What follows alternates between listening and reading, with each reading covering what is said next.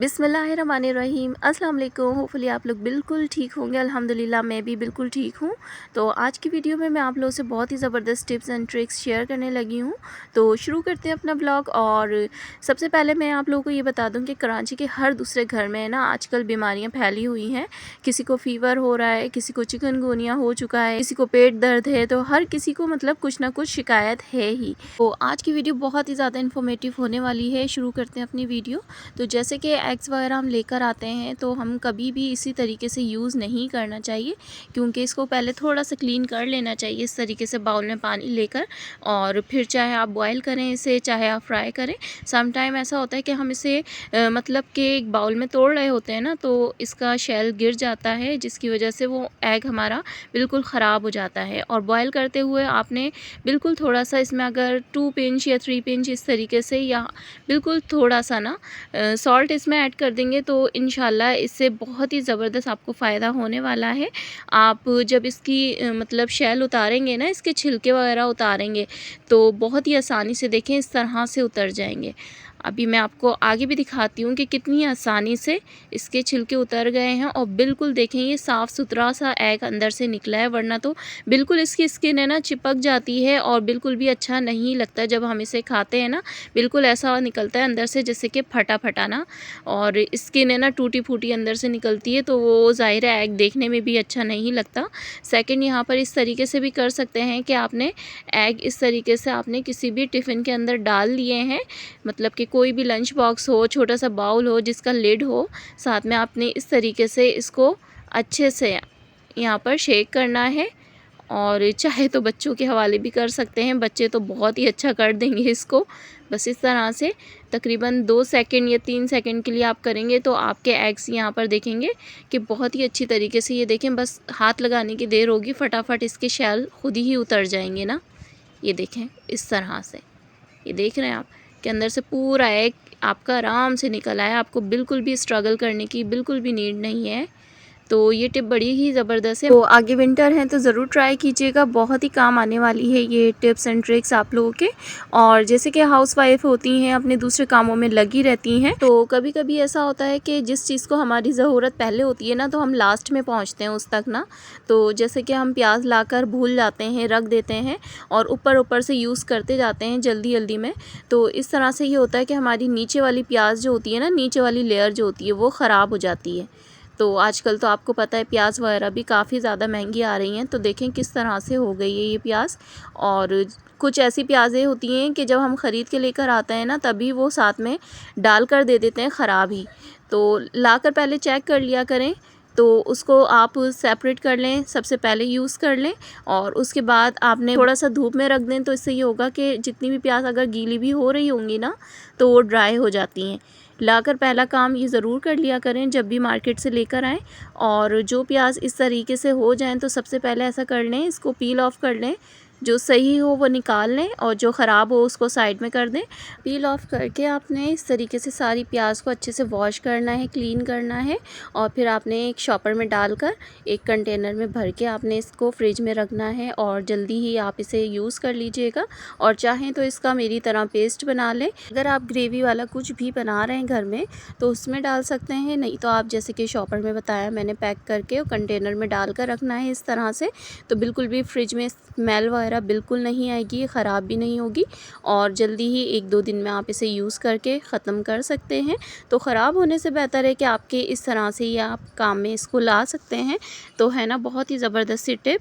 और दूसरी ये कि मैं आप लोगों को बता रही थी कि आजकल कराची में बहुत ही ज़्यादा वायरल फ़ीवर जो है फैला हुआ है। तो इससे बचाव के लिए ये है कि आप फ़ौरन हॉस्पिटल ना ही भागें तो ज़्यादा बेहतर है, क्योंकि हमारे जानने वालों में 2 लड़कियों की डेथ इसी तरीके से हो चुकी है।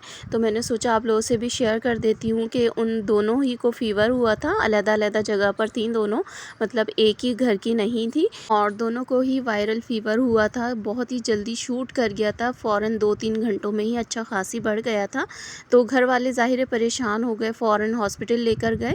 और फिर इस तरीके से हुआ कि फ़ौरन ही इंजेक्शन उनको मतलब लगा दिया गया, जिसकी वजह से एक तो ये हुआ कि फ़ौरन एक के गुर्दे ख़राब हो गए थे, जिसकी वजह से वो सर्वाइव नहीं कर पाई और उनकी डेथ हो गई। तो कहने का मकसद ये है कि जाते ही अगर आपको बुखार हो रहा है या कोई बहुत ही ज़्यादा मतलब हेडेक हो रहा है या कोई भी ऐसा मसला हो रहा है, तो आप लोगों ने फ़ौरन जाकर इंजेक्ट जो भी करवाना है ना, तो पहले उसको अच्छी तरीके से देख लीजिए, कहीं वो मतलब कि एक्सपायर्ड तो नहीं है या फिर कुछ और मसला तो नहीं है। और जो इंजेक्शन आप बाहर से भी ला कर दे रहे हैं ना, बाहर फार्मेसी से उनको, तो आप बिल्कुल उस पर नज़र रखें कि वो ही आपके पेशेंट को लगाया जाए। ऐसा ना हो कि मंगवाया कुछ और जाए और आपके पेशेंट को कुछ और लगा दिया जाए। आजकल बहुत ही ज़्यादा मसला ख़राब हो चुका है, तो सबको चाहिए कि ख़याल रखें इन चीज़ों का। और दूसरी की भी इसी तरीके से हुई कि उनको भी वायरल फ़ीवर हुआ था और इसी तरीके से उनको हॉस्पिटलाइज़ करवाया गया और फिर उनकी भी 2-3 दिन में डेथ हो गई। तो बस बहुत ही अफ़सोसनाक ये हादसे हुए हैं 2, और दोनों ही की एज बहुत कम थी, अनमैरिड थी दोनों, और एक की 17 थी, एक की 21 थी, इस तरह से थी। प्लीज़ अपनी फैमिली का ख़याल रखें और जब भी इस तरीके से वायरल फ़ीवर हो तो कोशिश ये करें कि सबसे पहले तो घर में ठंडे पानी की पट्टियाँ वगैरह रखें। घर की जो मेडिसन होती हैं, मीन्स के छोटी मोटी मेडिसन होती हैं, पैनाडोल होती है या फिर इसके अलावा जितनी भी फ़ीवर की टैबलेट्स वगैरह होती हैं वो ले सकते हैं। फिर एंटीबायोटिक्स पे जाया जाता है, फिर इंजेक्ट पे जाया जाता है। मतलब स्टेप बाय स्टेप ये चीज़ें मतलब आती हैं। सभी को आजकल मतलब यही चीज़ें फैली हुई हैं पूरे घर में, मतलब इस तरीके से जिससे पूछो उसका यही हाल है। तो उसके लिए कुछ रेमेडीज़ हैं जो आप छोटी मोटी बीमारियों में यूज़ कर सकते हैं, स्पेशली फ़ीवर वगैरह में, कि आपका नॉर्मल हो 100 हो या 101 हो, इस तरीके से टेम्परेचर हो, आप यूज़ कर सकते हैं। ये अजवाइन है और अजवाइन को इस तरीके से आपने कूटना है अच्छे से 1 टेबल स्पून लेकर। और बच्चे तो शायद ही मुश्किल से खाएंगे क्योंकि ये बहुत ही ज़्यादा, एक तो कड़वी होती है तो बच्चे नहीं खाना पसंद करते, लेकिन ज़ाहिर है बड़े जैसे होते हैं उनको फ़ीवर होता है और नहीं जा रहा होता, हड्डियों में बैठा हुआ होता है, और ऊपर से जब भी आप मतलब हाथ लगाते हैं तो बिल्कुल नॉर्मल होता है, लेकिन अंदर ऐसा लग रहा होता है कि बहुत ज़्यादा फ़ीवर है। तो उसके लिए बहुत ही ज़बरदस्त है ये एक रेमेडी है, ये आप ट्राई कर सकते हैं। 1 टेबल स्पून अजवाइन को इस तरीके से आपने क्रश करना है, इसी तरीके से, मतलब ग्राइंडर में नहीं करना है वरना बहुत ही ज़्यादा कड़वी हो जाएगी। बस इस तरह से आपने अच्छे से कूटना है। कूटने के बाद आपने 1 कप नॉर्मल वाटर पानी में आपने इसको सोक करके रखना है, मतलब कि इस तरह से बस आपने रात में रखना है, ढक कर रख दीजिएगा और सुबह मॉर्निंग में इसको छान कर आपने पीना है।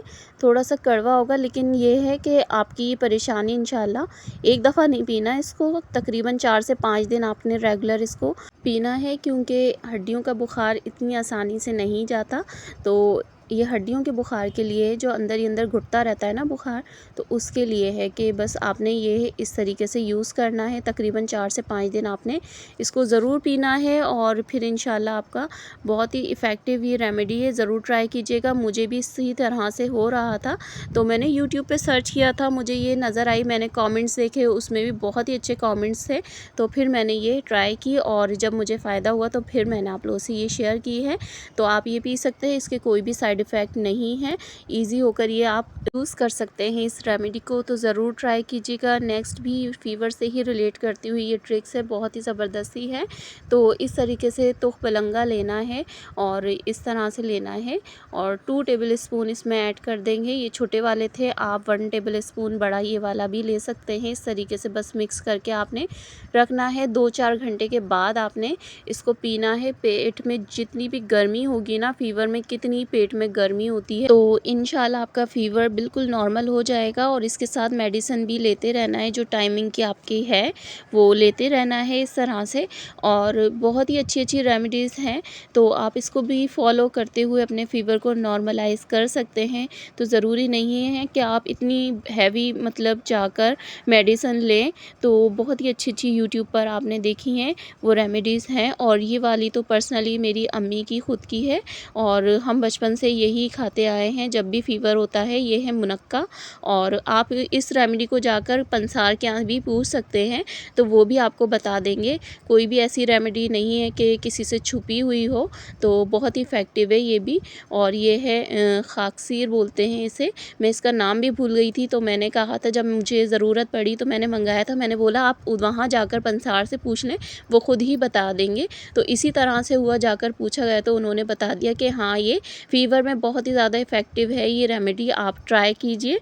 तो ये लेकर आए हैं मुनक्का और खाकसीर, इसको इस तरीके से वॉश करके तकरीबन 5-6 इसके इस तरह से पीस लेने हैं और इनको खोलना है मुनक्का को, और इस तरीके से खाकसीर के अंदर आपने कवर करना है एक साइड से।